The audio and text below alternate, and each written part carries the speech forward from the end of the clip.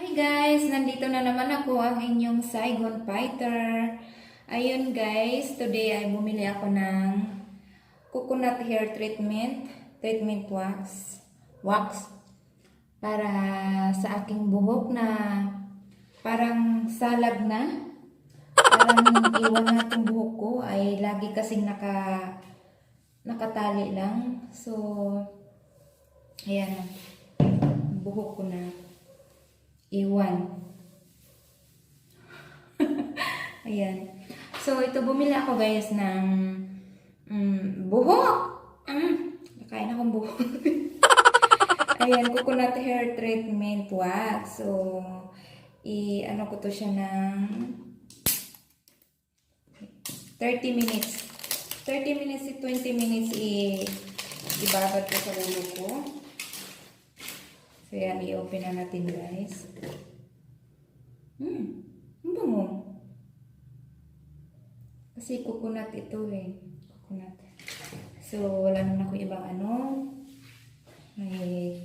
Gamitin ko lang ang aking kamay. So, parang iganon ko lang siya.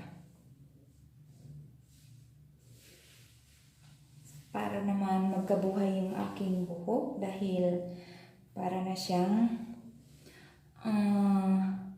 salag. Ano ba yung salag? Anis? Yun. Ano ba yun sa Tagalog? Bisaya kasi yung salag, di ba? Yun. Yan, anuhin ko lang ito. Ha?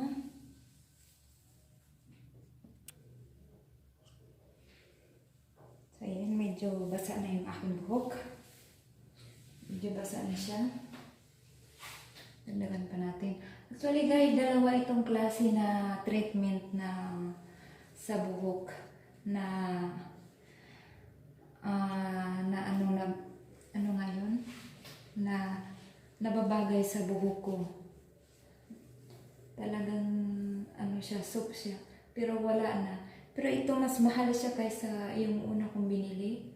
Ibang klase kasi ito. So i-try ko to kung maganda sa aking buhok.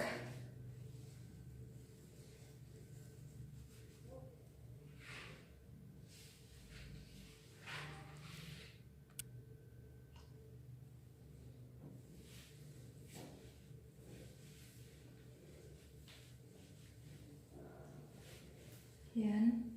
Madaming buhok. Hindi lang makita masyado.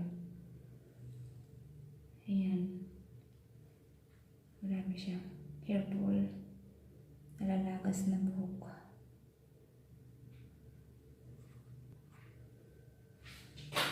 Ngayon, dahil wala akong yung wrapper.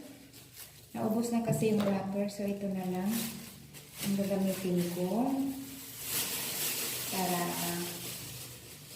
ilagay sa ulo ko. Talian ko muna to. Rar. Talian ko muna. Anuhin natin to ng 30 minutes to 15 minutes. So, I think 15 minutes is enough. Ay, may buhok pa. Ano yun? Diyan na lang. Yun. Wala akong ibang panglagay sa ulo. Or masyado si Saigon Fighter. So, yan. Ito lang.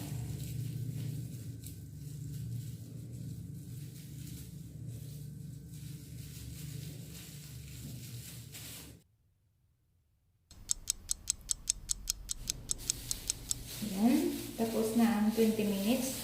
20 minutes lang ang inano ko guys. Baka masira din. Dahil experience ko lang to kung okay ba yung treatment na yan. So, yan.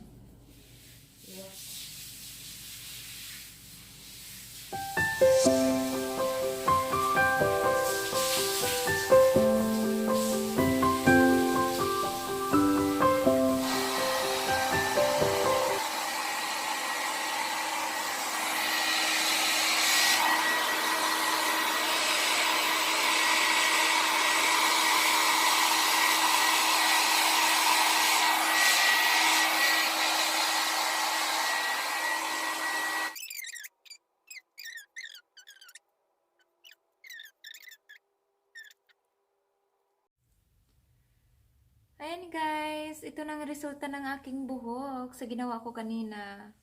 So, in fairness siya, malambot ang aking buhok. Malambot suklayin. Hindi gaya kanina na masuklay ko man siya, pero hindi, anong tawag nun? Yung, hindi didiretso yung, suklay. Talagang, pa, kick, ganon-ganon, split in masyado. So, ayan. Yan. Kita ang resulta. Maganda siya. Sa likod. So, talikod ako. So, ayan. Salam. Yan. Hindi na siya masyadong split in.